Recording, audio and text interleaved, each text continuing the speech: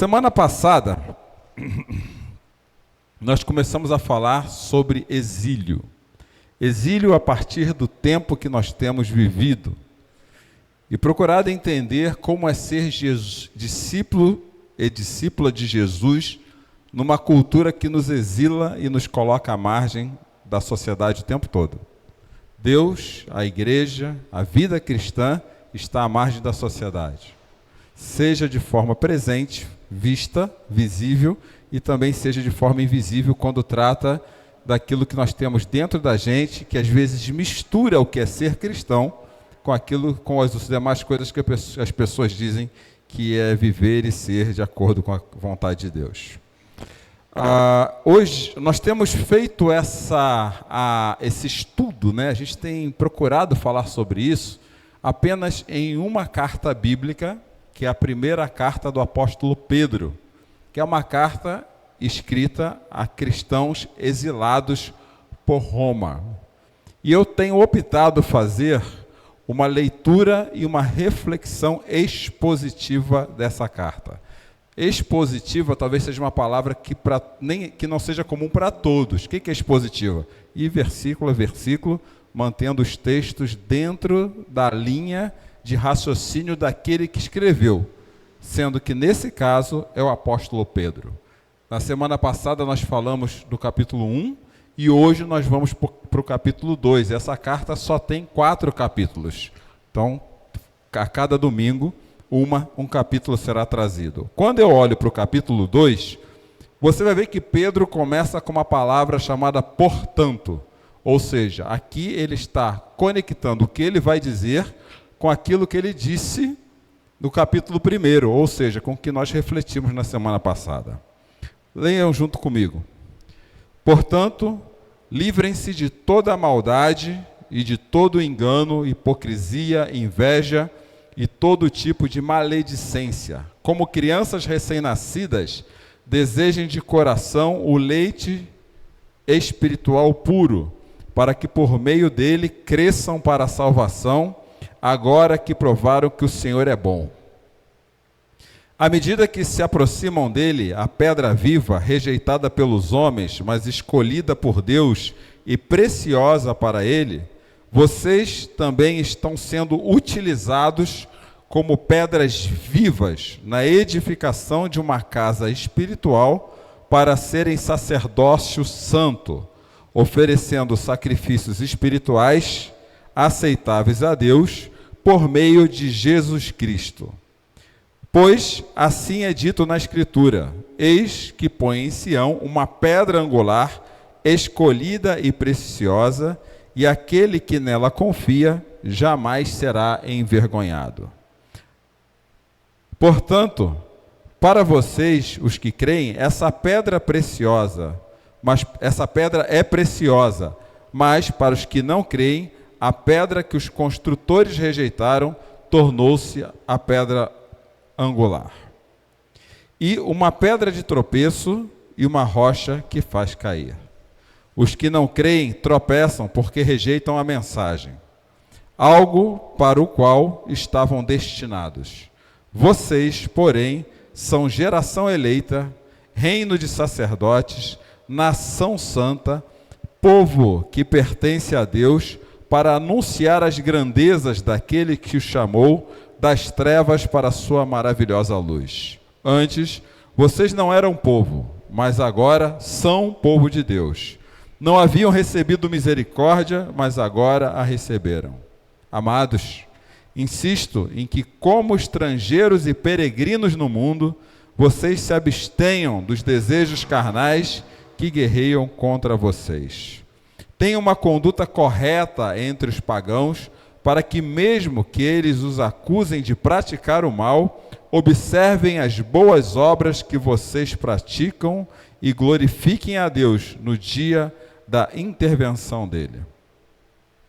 Por causa do Senhor, sujeitem-se a toda a autoridade constituída entre os homens, seja rei como autoridade suprema, seja governantes como enviados por ele para punir os que praticam o mal e aprovar os que praticam o bem. Pois é da vontade de Deus que, pela prática do bem, vocês silenciem a ignorância dos insensatos. Vivam como pessoas livres, mas não usem a liberdade como desculpa para fazer o mal. Vivam como servos de Deus. Tratem todos com o devido respeito, amem os irmãos e temam a Deus e honrem o rei.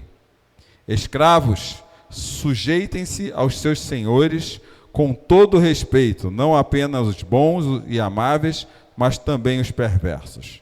Porque é louvável que, por causa da sua consciência para com Deus, alguém suporte aflições, ainda que sofra injustamente. Pois que vantagem há em suportar açoites recebidos por terem pecado? Mas, se vocês suportam o sofrimento por terem feito bem, isso é louvável diante de Deus. Para isso vocês foram chamados, pois também Cristo sofreu no lugar de vocês e deixou exemplo para que sigam os seus passos. Ele não cometeu pecado algum e nenhum engano foi encontrado em sua boca. Quando ele era insultado, não revidava. Quando sofria, não fazia ameaças, mas entregavam-se àqueles que julgam com justiça. Ele mesmo levou no corpo os nossos pecados sobre o madeiro, a fim de que morrêssemos para os pecados e vivêssemos para a justiça. Por suas feridas vocês foram curados. Antes vocês eram como ovelhas desgarradas, mas agora se converteram ao pastor e bispo da vida de vocês. A frase com que eu comecei a mensagem da semana passada é a frase de um psiquiatra que viveu no campo de concentração nazista. Ele sofreu com os nazistas. E diante de tudo aquilo que ele viu, e várias coisas que ele escreveu, Viktor Frankl escreveu a seguinte frase: quando nos deparamos com a perda e o sofrimento, é o sentido que damos a essa experiência que nos guia. O que ele estava falando é que a perda e o sofrimento fazem parte da nossa vida. Mas que sentido nós temos dado a isso? O que nós temos aprendido com isso? E por que isso tem acontecido? O povo de Deus, também falei na semana passada, ele sempre sofreu, ele sempre teve perda e ele sempre teve sofrimento. Geralmente marcado por algum tipo de exílio.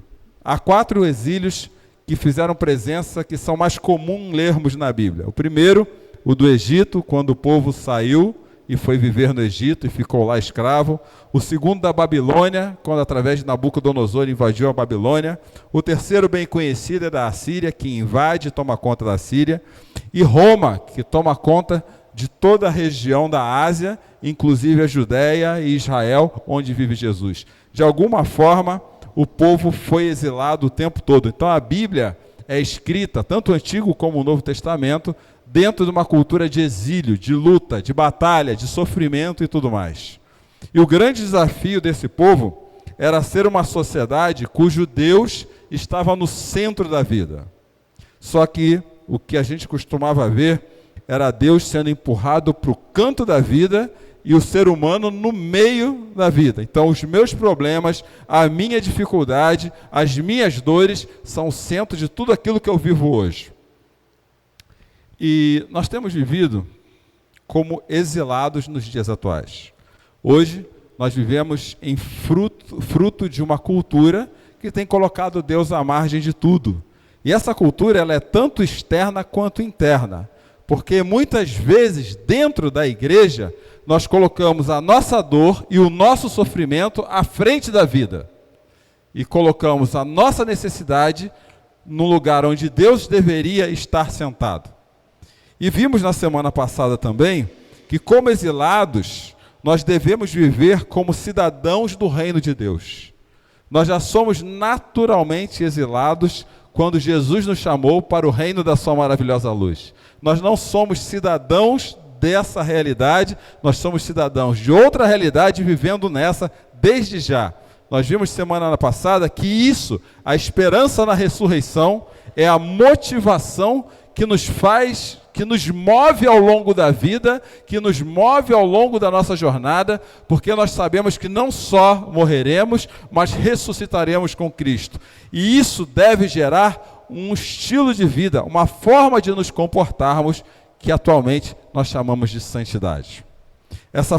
A santidade é onde Pedro faz a ponte para entrar no capítulo 2, quando ele diz, portanto. Inclusive, ele deixa muito claro que quando o assunto é santidade, nós devemos ter a nossa mente preparada, não a partir do nosso sofrimento, não a partir do momento, da circunstância que muitas vezes nos tira a paz, mas nós temos que ter a nossa mente preparada a partir da ressurreição de Jesus. E mais do que ter uma mente preparada, nós devemos estar prontos para agir diante dos desafios que batem à nossa porta, a partir daquilo que está guardado na nossa mente, por assim dizer, a ressurreição.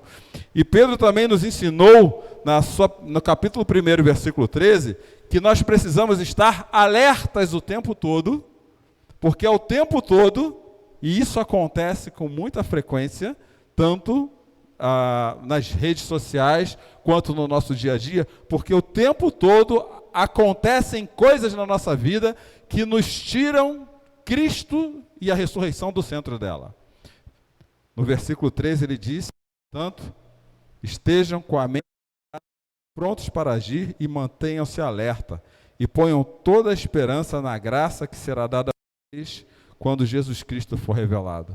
O que Pedro está dizendo é que para aqueles homens e mulheres exilados, eles devem ter a mente preparada, estarem prontos para agir e colocar a esperança não no momento que eles estão vivendo, mas ir além do momento que eles estão vivendo e colocar a esperança na graça que será revelada em Jesus Cristo. Coloque a sua esperança na ressurreição, coloque a sua esperança na eternidade, coloque a sua esperança em tudo aquilo que aguarda todos os cristãos. E por assim dizer, nos versículos 15 e 16, Pedro vai falar assim, sejam santos, porque eu sou santo. Mas a parte que dará início à nossa conversa hoje, começa agora. Mas assim como é santo os que o chamou, sejam também santos, em sua conduta. Então nós precisamos viver no contexto de exílio com uma conduta que seja de acordo com aquilo que cremos, que de forma alguma é sequestrada pelo momento em que vivemos. E aí então Pedro entra no capítulo 2, dando algumas ilustrações a respeito de, então, portanto, agora vocês precisam começar a viver nessa cultura divergente que tira Deus do centro da vida da seguinte forma. E a primeira coisa que ele vai dizer é a seguinte: livrem-se de toda maldade e de todo engano, hipocrisia, inveja e todo tipo de maledicência. Vocês, a partir de agora, precisam viver como pessoas que foram resgatadas por Cristo. Libertem-se da sua natureza. Porque o que acontece com a gente no dia a dia é quando os problemas surgem e a gente precisa lidar com uma cultura de exílio que não tem nenhum compromisso com Deus e nós estamos no meio dela, a tendência natural dela, a tendência natural nossa é responder essa cultura da mesma forma. Então, reagir a tudo que acontece à nossa volta da mesma forma que aquilo que está à nossa volta faz conosco. Então, se alguém vem para a gente de forma agressiva, nós naturalmente queremos agredir.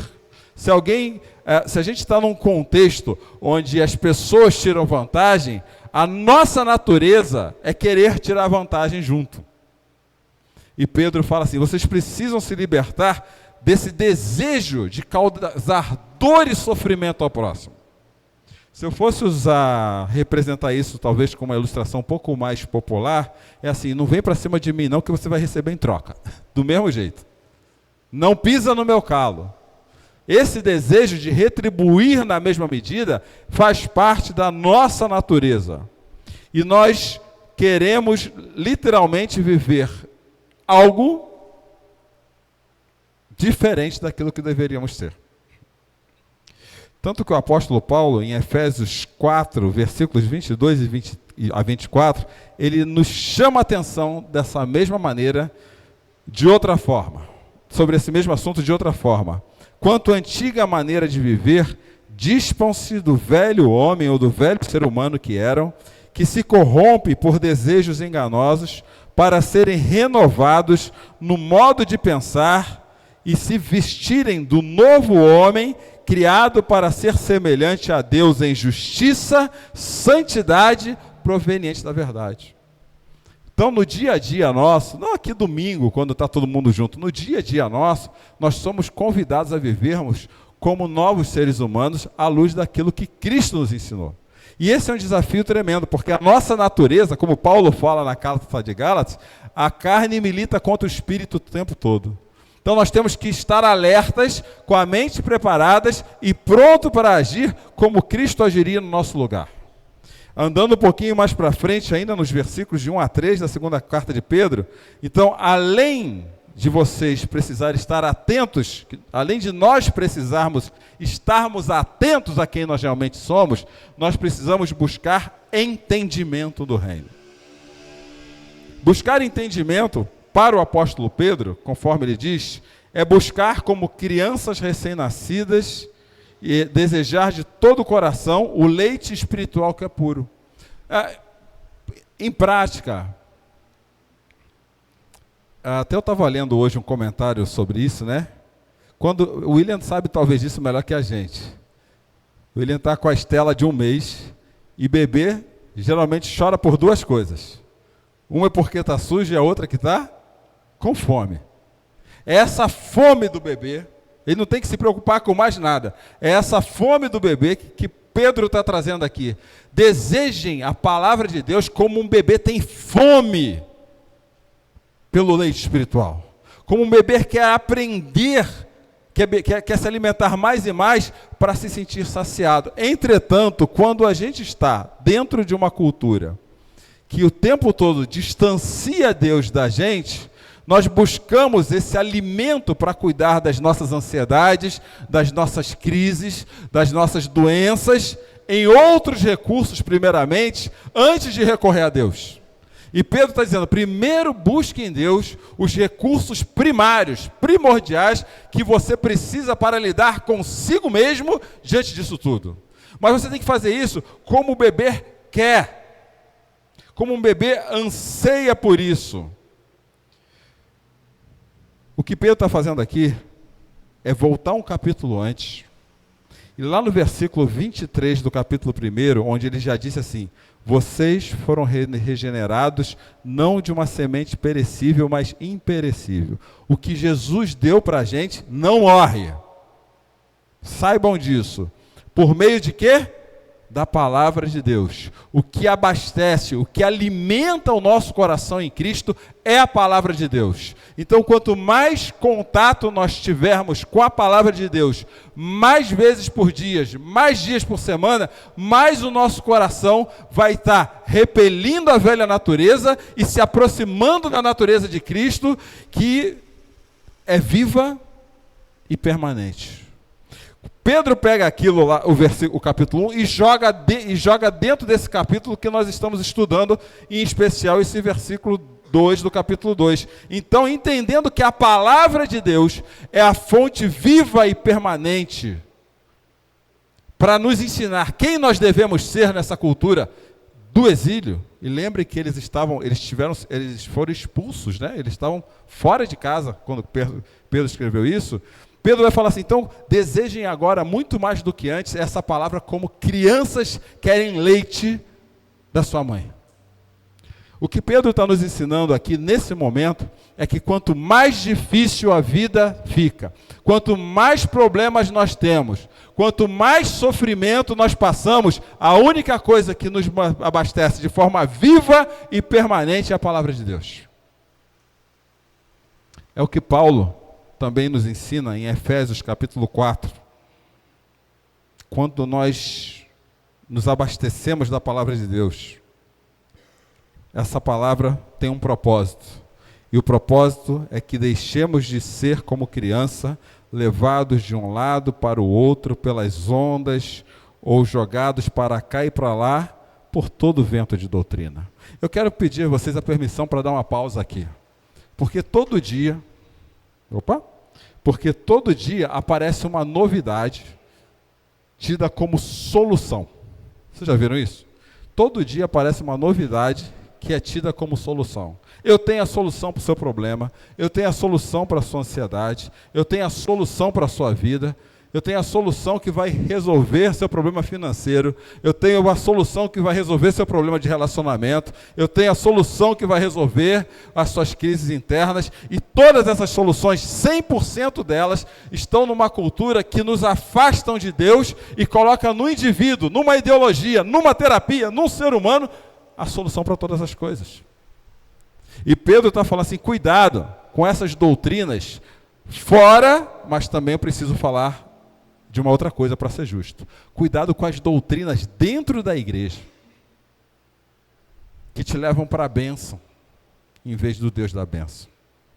Que te fazem chegar diante de Deus esperando que Ele te dê algo, em vez de aprender algo mais a respeito dEle. Cuidado com isso. Cuidado com as doutrinas. E para que você se afaste dessas doutrinas, você precisa amadurecer. E essas doutrinas, essas ondas, ou jogado para lá e para cá, por todo o vento de doutrina, pela astúcia e pela esperteza dos homens que induzem ao erro. Tudo aquilo que nos afasta de Jesus é indução ao erro. Tudo o que nos afasta de Jesus é indução ao erro. Pode-se criar o melhor método para você ganhar dinheiro, mas se você não souber usar o dinheiro que Deus está te dando através do método, você está sendo induzido ao erro. Pode inventar o melhor método para a sua saúde mental, até hipnose, mas se você não souber usar isso para a glória de Deus, você está sendo induzido ao erro.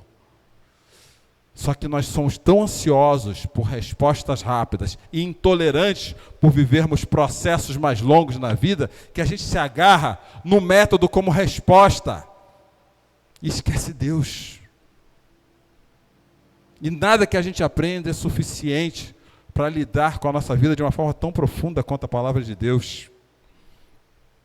E Paulo vai adiante. Antes, seguindo a verdade em amor, cresçamos em todas as coisas naquele que é o cabeça, Cristo, até que alcancemos a unidade da fé e o conhecimento do Filho de Deus e cheguemos à maturidade, atingindo a medida da plenitude de Cristo. A gente tem que tomar muito cuidado, porque às vezes passamos muito tempo dentro de uma instituição religiosa, passamos muito tempo dentro da igreja, envelhecemos na igreja, mas não amadurecemos em Cristo. Nós precisamos amadurecer em Cristo. E amadurecer em Cristo é o que Paulo nos ensina aqui. Nós precisamos aumentar no conhecimento do Filho de Deus. Eu preciso entender cada vez mais de Cristo para eu crescer espiritualmente. E aqui Pedro, ele vai nos trazer a seguinte afirmação no versículo 3 da primeira carta, capítulo 2. Para que por meio dele cresçam para a salvação, agora que provaram que o Senhor é bom. Nós gostamos muito da segunda parte. Deus é bom o tempo todo. Tem até música que canta isso o tempo todo. Ele continua sendo bom. Mas nós não queremos crescer para a salvação. A salvação precisa ser desenvolvida. A salvação precisa ser elaborada. A salvação precisa ser lapidada. E aí nós acabamos passando grande tempo caminhando, sabendo a respeito de Jesus, sem crescer em Jesus.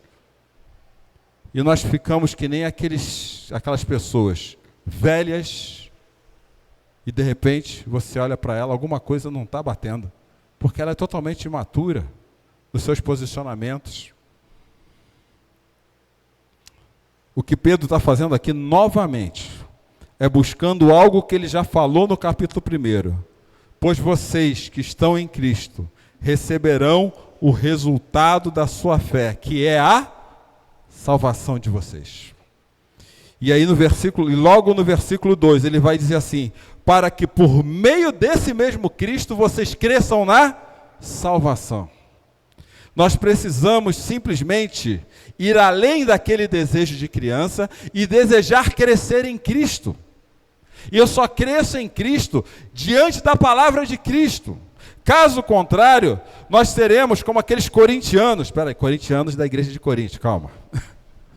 Calma, corintianos. Nós seremos como aqueles membros da igreja de Corinto que não cresciam. E Paulo teve que falar para eles assim: dei a vocês leite, não alimento sólido, pois não estavam em condições de recebê-lo e tampouco estarão. Enquanto vocês não estiverem dispostos a se aproximar cada vez mais de Jesus através do conhecimento da palavra, eu não tenho condições de dar coisas mais sólidas para você. E tem hora que eu fico em saia justa, porque pessoas me fazem perguntas altamente complexas sobre a Bíblia, mas se eu virar para elas, e algo para nós pensarmos aqui essa noite, o que é o Evangelho, algo básico, necessário para a salvação, elas não sabem dizer. Até mesmo se eu perguntar aqui o que é o pecado, muita gente vai me falar muita coisa, mas será que é o pecado que você sabe mesmo? Ou é sua percepção a respeito dele? Ou é sobre o pecado dos outros, sem olhar para o meu pecado? Nós precisamos amadurecer para vivermos numa cultura que nos distancia de Deus. Só assim nós seremos resistência a essa cultura. O autor de Hebreus, ele diz assim: pois embora a essa altura já devessem ser mestres. Deixa eu parar aqui, me permitam parar aqui mais uma vez. Tem muita gente dentro da igreja há muito tempo que já deveria estar dando aula de Bíblia para aqueles que estão começando agora na caminhada da fé. Deveria estar ensinando quem é Jesus Cristo para aqueles que batem a porta das suas casas. Deveria estar exalando o perfume de Cristo nas suas rodas de amigo. Mas enquanto nós fizermos a nossa caminhada na igreja como o exercício do meu horário de domingo para ir na igreja, e isso não fizer parte da minha vida, onde eu procuro, através do contato da palavra de Deus, ser mais parecido com Cristo, eu vou estar nesse grupo de Hebreus, onde ele vai dizer assim: pois embora a esta altura já devessem ser mestres, precisa de alguém que ensine a vocês novamente os princípios elementares da palavra de Deus. Logo que eu conheci Jesus, eu conheci um pastor fabuloso, de Londrina. Ele é muito bom. Ele é daqueles caras que todo mundo tem que parar para ouvir. Chama-se Glênio Fonseca Paranaguá, da Igreja Batista de Londrina. É um homem fantástico. E ele dedicou, e não vejo nada errado nisso, o ministério dele todo. Ele deve estar hoje com quase uns 80 anos. Ele é psicólogo também. Já naquela época, estou falando aí de 25 anos atrás, ele dedicou o ministério dele inteiro falando de um único assunto: nascer de novo. Na época existia fita cassete. Os mais novos nem sabem o que é isso. Alguém aqui sabe o que é fita cassete? Todo mundo? Quem? Obrigado, porque eu não sou novo sozinho. E eu me lembrava passando noite num quarto de um sítio aqui em Iperó, olhando o céu e ouvindo aquelas fitas. Mas eu confesso, depois de muito ouvir, inculcar aquilo, chegou uma hora, eu perguntei para Deus: é só isso? É só nascer de novo? E aquilo para mim, minha inquietude natural, se tornou insuficiente. Deve ter mais coisa a respeito de Jesus que eu preciso saber. Deve ter mais coisa que eu preciso saber sobre Cristo, sobre o seu reino, sobre a graça, sobre a paz, sobre o pecado, sobre o perdão. Não dá para passarmos a vida nas coisas elementares. E eu, Cláudio, isso não serve como régua para ninguém. Eu, Cláudio, antes mesmo de ser pastor, se eu nem fosse, talvez eu tivesse feito doutorado como eu fiz, porque eu preciso saber o que tem por trás disso. Eu não posso ficar nas coisas elementares o tempo todo, e eu com uma única consciência: o que me é dado precisa ser compartilhado. Eu não quero saber, porque tem gente que estuda para guardar só na cabeça, né? Eu fico com a cabeça cheia e não faz nada para ninguém, já viu isso? Faz 300 cursos. Mas eu estaria, de qualquer maneira, me conhecendo, compartilhando isso, vivendo isso, e trazendo aquilo que Pedro, a partir de agora, começa a falar para aqueles homens e mulheres que estavam exilados. Agora que vocês sabem disso, comecem a iluminar esses lugares que vocês estão, a Capadócia, e lá vai um monte de coisa que ele falou lá no capítulo 1, volta lá que você vai ver qual é, comece a iluminar essa cultura, comece a levar Cristo para essa cultura, e nos versículos de 2 a 5, Pedro vai falar assim: agora, à medida que se aproximam dele, a pedra viva, rejeitada pelos homens, pedra viva é Jesus, tá? Já vou explicar isso, mas escolhida por Deus e preciosa para ele, vocês também estão sendo utilizados como pedras vivas.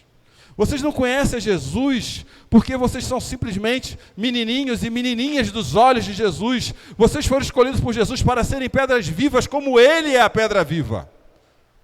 Nós temos um papel de edificar um santuário santo a partir das nossas vidas, porque Deus falou: sejam santos porque eu sou santo, para que nós sejamos vivos entre aqueles que estão morrendo sem Deus. E Pedro vai assim: e vocês estão sendo utilizados como pedras vivas na edificação de uma casa espiritual para serem sacerdócio santo, oferecendo sacrifícios espirituais aceitáveis a Deus, por meio de uma única fonte de sacrifício, Jesus Cristo.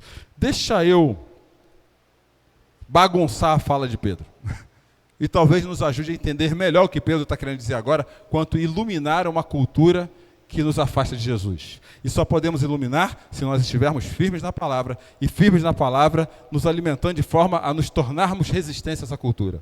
Pedro vai falar assim: existe uma pedra viva que é Jesus. Nós somos pedras vivas que são os discípulos, para formar uma casa espiritual que é a igreja. Aí ele vai dizer que essa igreja tem dois adjetivos. Primeiro, ela é um sacerdócio, e depois que é santo. E como sacerdócio, ela está a serviço do reino. Agora, a serviço do reino, não era a serviço do reino dentro de um templo, dentro de um prédio, porque o prédio nem mais existia. Roma tinha destruído tudo.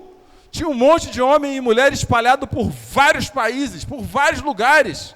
Então vocês estão a sacerdócio de Jesus nos lugares onde vocês vivem. E esse sacerdócio é santo. Comportem-se como filhos e filhas de Deus, aonde vocês estiverem, levando luz para a vida dessas pessoas,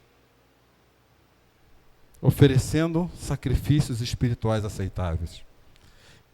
Se a gente olhar para esse texto no viés do Antigo Testamento, a gente acha que esse sacrifício acontece dentro de um prédio. Se nós olharmos no viés do Novo Testamento, sabe onde que esse sacrifício acontece? Todos os dias. Na sua casa, no seu trabalho, com seus amigos. Nós somos chamados para sermos luz nessa cultura divergente, mostrando Cristo para quem precisa de luz. E eu não sei se acontece só comigo, mas quantas pessoas você passou essa semana que estão doentes, com algum tipo de doença, mas nós ficamos preocupados com a nossa doença. Quantas pessoas desempregadas, quantas pessoas, esse mês é Setembro Amarelo. O que é Setembro Amarelo? Campanha contra o suicídio. Quantas pessoas precisam de você para não se suicidarem, mas nós estamos preocupados com as nossas neuras. Nós, os quais Cristo já morreu e ressuscitou pela nossa vida. E é por isso que Pedro vai lá no versículo 9 e fala assim, ele faz um resumão. Pedro é fantástico, ele faz um resumão. É tipo assim, ó, se vocês não entenderam, entenda agora. Porque vocês, porém, são geração eleita. Deus já escolheu vocês. Ele volta no capítulo 1. Vocês são reino de sacerdote. Deus escolheu vocês para servir. Vocês são nação santa. Só vocês podem se comportar como discípulos do reino, mais ninguém. Vocês são povo que pertence a Deus. O pecado já não tem mais domínio sobre vocês. Só que vocês têm um propósito de existir, para anunciar as grandezas daquele que chamou das trevas para a maravilhosa luz. Sejam luz. O que Pedro está fazendo é reproduzindo o que Jesus disse. Vocês são luz do mundo. Só que a gente está tão enviesado, tão atrapalhado, tão perdido e influenciado por uma cultura que nos ensinou a olhar para a nossa dor e ficar clamando, ficar como cego Bartimeu, sem ser cego Bartimeu há muito tempo. A gente fica berrando, Senhor Jesus, tem misericórdia de mim, já teve. Morreu na cruz por você e ressuscitou o terceiro dia, e hoje vive e voltará para julgar vivos e mortos e buscar a igreja dele para viver com ele. E a gente fica, Senhor Jesus, tem misericórdia de mim, já teve. Já teve. Agora anuncia isso. E Pedro agora ele vai começar, e aqui eu já vou indo para o final, a explicar para a gente o que nós devemos fazer. A primeira coisa que Pedro fala é assim: vivam como cristãos. Agora, vocês precisam viver como cristãos. Versículos, errei aqui, de 11 e 12. Amados, insisto que, agora que vocês sabem quem são, estrangeiros e só peregrinos, estão só de passagem por aqui, que a vida de vocês é na eternidade, vocês se abstenham dos desejos carnais que guerreiam contra vocês. Vivam de forma santa. Tenham uma conduta correta entre os pagãos. Pagãos eram pessoas que não acreditavam e não acreditam até hoje no mesmo Deus que a gente acredita. Eles acreditam em outros deuses. Aí você nominaliza outros deuses como quiser. Ele aqui não está querendo que nós nos afastemos dos pagãos. Ele aqui está querendo que nós vivamos no meio deles como quem acredita em Deus. Ele está fazendo aquilo que Moisés fez, que Israel deveria ter feito, e nós precisamos fazer. Então agora é hora de você viver no meio das pessoas, e as pessoas identificarem que você não tem, que nós, né? Você, eu falo nós, é mania, erro grave de dia. Que nós não somos mais como eles. E nem podemos ser. Há diversos historiadores que narram a vida dos cristãos nos primeiros séculos. Um deles é Plínio, o jovem. Depois você lê o texto todo do Plínio. Não o Plínio do jiu-jitsu, viu? E ele fala assim, olha, os cristãos, está lá, escritos históricos de Plínio, não era nem cristão. Ele era um historiador romano. E ele viu a balbúrdia que a vida cristã causou em Roma. Nós bagunçamos Roma. E a briga de Nero, na época de Pedro era Nero, o imperador, era essa, que os cristãos bagunçaram Roma, bagunçaram a ponto dele mandar matar cristãos crucificados em tantas cruzes em Roma, que Roma ficou iluminada como o sol, diz o texto histórico. E nós temos que bagunçar essa sociedade. Bagunçar sendo cristãos em meio a uma cultura que não acredita em Deus e coloca Cristo à margem da sociedade. E Plínio falava assim, eles se reuniam em um determinado dia antes do sol nascer e cantavam entre si um hino a Cristo como a um Deus. Olha só, viu? Eles estão dizendo que Cristo é Deus. É isso que eles têm que ver. Espera aí, a gente tem os nossos deuses, a gente tem nossas crenças. Eu creio no A, creio no B, creio no Espírito, creio no universo. E esses caras estão falando que Cristo é Deus? Quantas pessoas voltaram-se para nós e perguntaram nos últimos tempos, por que você diz que Cristo é Deus? Criou indignação, a mesma indignação criada entre epicureus e estoicos no livro de Atos. Peraí, o que esse tagarela do Paulo está falando aí? Que evangelho é esse? Que outra notícia é essa? Eu vou falar uma coisa para todos nós. Nos meus quase 56 anos de vida, poucas vezes eu vi uma oportunidade, eu vi as pedras clamarem, acho que nenhuma, as pedras clamarem como elas estão clamando agora. Todo mundo está falando de espiritualidade. Está aberta a porta para a gente. Você quer saber sobre espiritualidade?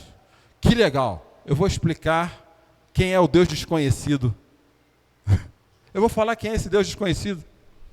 E aí Plínio diz assim, e se empenhavam em fazer promessas e votos, não cometer crimes, não cometer roubo, nem fraude, nem adultério, nem falsificação, nem apropriação de depósitos.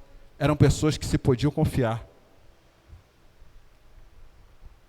Quando um cristão é uma pessoa confiável, ele tem a oportunidade de dizer por que ele é confiável.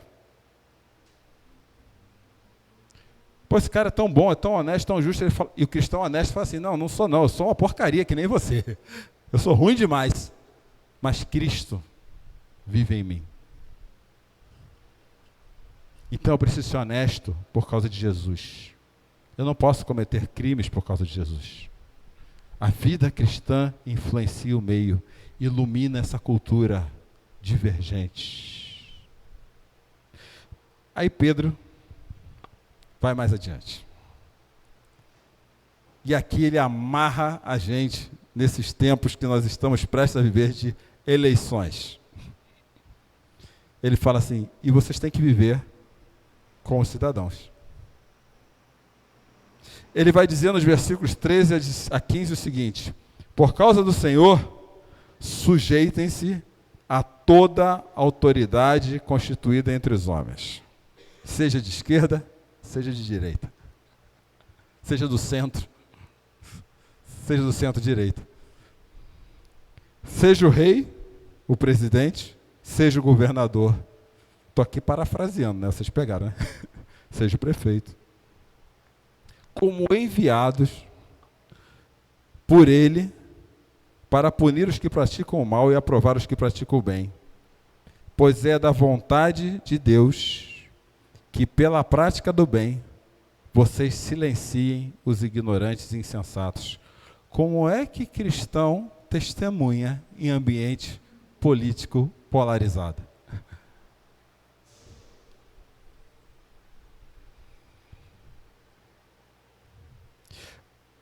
E existia um negócio. É que hoje a gente não sofre o que aqueles caras sofriam. Se eles falassem mal contra César, o que ia acontecer com eles? Iam ser mortos. Iam ser mortos. Acabei de falar o que Nero fez. Mas nós não temos essa punição aqui no Brasil ainda, pelo menos. E ainda que tivesse, a gente tem que mostrar quem nós estamos fazendo bem. Essa frase de Paulo deixa implícita que Deus é soberano em todas as áreas da nossa vida, até a política. E está plenamente no controle do cenário político do nosso país. Não tem presidente maior do que Deus. E Paulo, ele diz e Pedro diz aquilo que Paulo falou em Romanos capítulo 13, versículo 1. Sabe o que ele falou?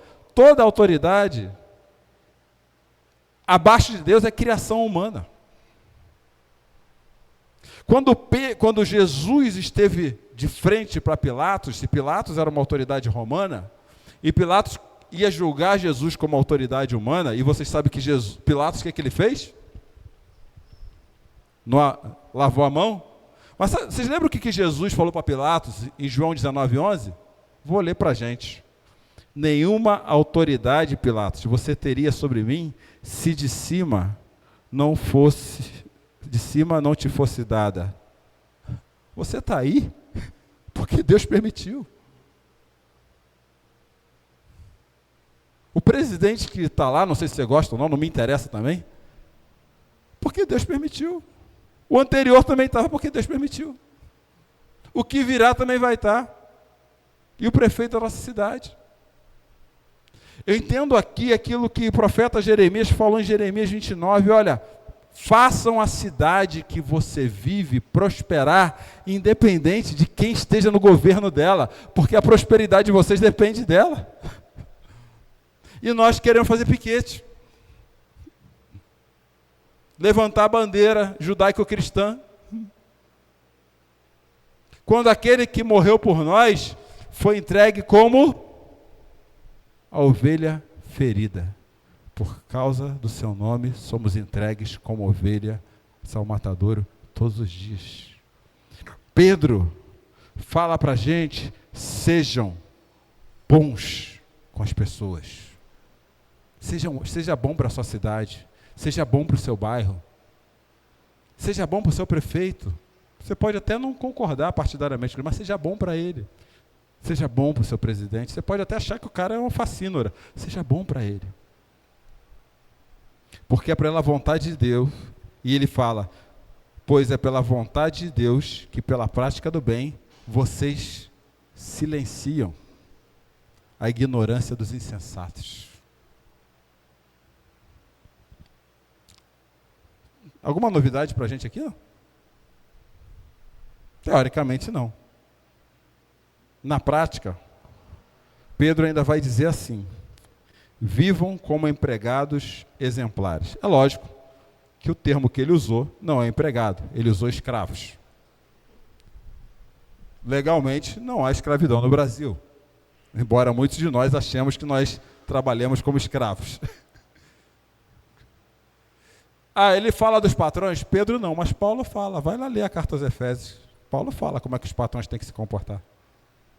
Mas ele fala para a gente, trabalhador que está reclamando da vida que tem, do saláriozinho mirrado, da luta do dia a dia. Ele fala para a gente o seguinte, escravos, sujeitem-se aos seus senhores com todo respeito. Não apenas aos bons e amáveis, mas também aos perversos. Seja um bom motorista, se seu chefe for perverso. Seja um bom técnico, se seu chefe for perverso, o chinês ficar no seu gogó lá. Seja bom para eles. Mostre o reino. Seja bom. Seja bom. Seja bom. Sujeite-se a eles. Mostra quem é o Deus que governa todas as coisas além deles.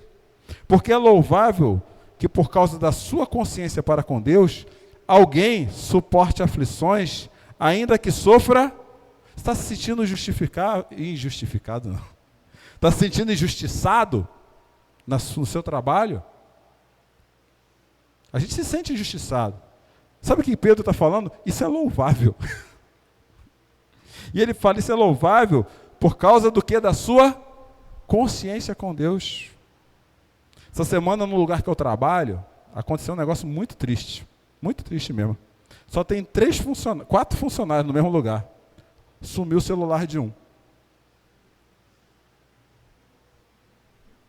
Verdade. E aí? Alguém que rouba algo é que está se sentindo injustiçado. Que não está ganhando o suficiente. E aí? Não dá para roubar. Não é? Lá na oficina não dá para botar peça velha por peça velha, né, Juninho? Não dá. Nós temos que fazer aquilo que a nossa consciência em Deus manda. Pois que vantagem há em suportar açoites recebidos por terem pecado? Qual é a vantagem? Tá, você foi mandado embora porque fez besteira. Que vantagem tem nisso? Foi justo. Não é verdade? Não sumiu um monte de peça lá da sua firma? Acharam, não? Mas se fosse pego, poderia ser demitido, mandado embora ou até preso. Agora, se é um de nós, não tem vantagem nisso. A única vantagem que... Mas se vocês suportam sofrimento, olha só, gente. Mas se vocês suportam sofrimento por terem feito o bem, isso é louvável diante de Deus. Se vocês suportam sofrimento por ter feito alguma coisa boa, é louvável. E Plínio, e agora indo para o final, ele vai falar assim, ó. Eles, voltei no Plínio lá, viu? Eles não afirmavam que faziam qualquer coisa ilegal. Eu, por minha parte, achei necessário interrogar 2 escravos e outros que eram conhecidos por terem sido cristãos. E sabe o que ele achou? E não encontraram nada além do que eles já tinham dito. Peguei 2 funcionários lá, esses caras roubaram. Cristãos. Por isso que Paulo vai falar assim, escravos, obedeçam aos seus senhores. Terrenos, como a Cristo, com respeito, com temor e com sinceridade de coração. Obedeçam-lhe não apenas para agradá-los, Quando eles observarem, não seja bonzinho para o seu chefe só quando seu chefe está vendo. É isso que Paulo está falando. Você tá vendo? Tem aqueles caras, né? Tá mó fofoca ali, a rodinha, né? Dos funcionários. Chegou o chefe, espalha a roda. Aí fica, faz até a cara diferente. Quer um cafezinho, chefe? É isso que Paulo está falando. Ele vai mais adiante, ele fala assim, mas como escravos de Cristo, fazendo de coração a vontade de Deus, sirvam com boa vontade, sejam um bom funcionário. É assim que nós testemunhamos Cristo numa cultura divergente, sendo bons funcionários. Ele vai falar ainda assim, ó, porque vocês sabem que o Senhor recompensará cada um pelo bem que pratica, seja escravo, seja livre. Olha o que ele está falando. Quando a gente a gente prejudica o nosso chefe, a gente quer fazer uma justiça que não é nossa. Mas o salário que a gente recebe vem de Deus primeiro, não vem do nosso chefe. Então a gente tem que viver como se vive para Deus. Eu tenho até dificuldade, às vezes, de reclamar do salário. E não é que eu não tenha vontade, que nem muita gente tem. Mas antes de chegar na mão do nosso chefe, Deus permitiu que ele tivesse aquele dinheiro. O dinheiro que nós recebemos é Deus que deu possibilidade de que tenhamos. E aí Pedro termina essa carta dizendo assim, vivam como discípulos de Jesus. E os últimos versículos dessa carta encerram dizendo, gente, olha como é que Pedro amarra, ele botou o lacinho aqui no capítulo 2. É para isso que vocês foram chamados, para viver assim. O que vocês queriam viver no exílio? É para isso. E ele vai adiante, pois também, e olha, se você acha que está sofrendo demais hoje, se você entrou aqui querendo resposta para o seu sofrimento, Pedro vai dar agora. Fica comigo. Se você entrar aqui querendo resposta para o seu sofrimento, Pedro vai dar agora. Olha, Pedro, para nós. Viu? Você está sofrendo, está reclamando demais da vida? É para isso que vocês foram chamados. E vou dizer por quê. Pois também Cristo sofreu no lugar de vocês e deixou exemplo para que sigam os seus passos. Não precisa nem falar mais nada. Ele mesmo levou no corpo os nossos pecados sobre o madeiro, a fim de que morrêssemos para os pecados e vivêssemos para a justiça. Bem-aventurados aqueles que forem perseguidos pela minha justiça.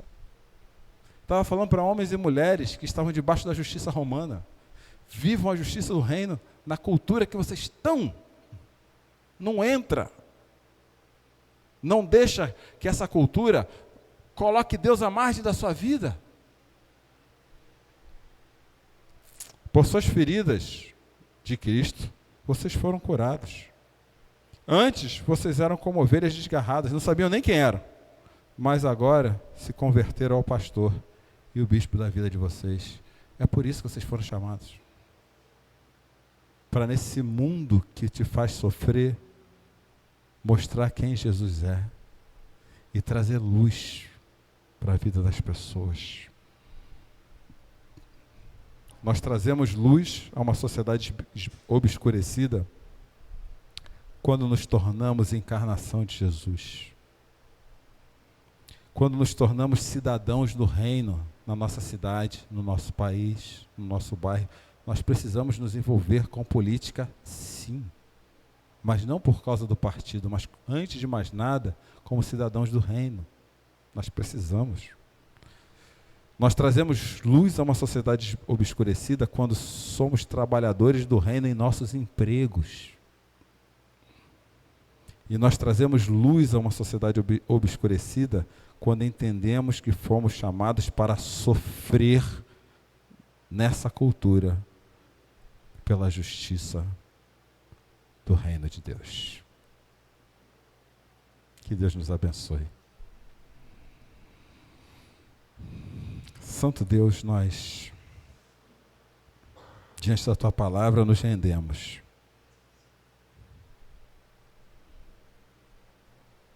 E nos submetemos às verdades contidas nela. E nem sempre é fácil. nos sofremos com esses tempos que nos exilam, que tentam roubar da gente a verdade a respeito de quem o Senhor é. Mas em nome de Jesus, nos ajuda a olhar para Cristo, a sermos como Cristo, a vivermos como Cristo, a iluminarmos essa vida como Cristo. Tem misericórdia de nós. Em nome de Jesus. Amém.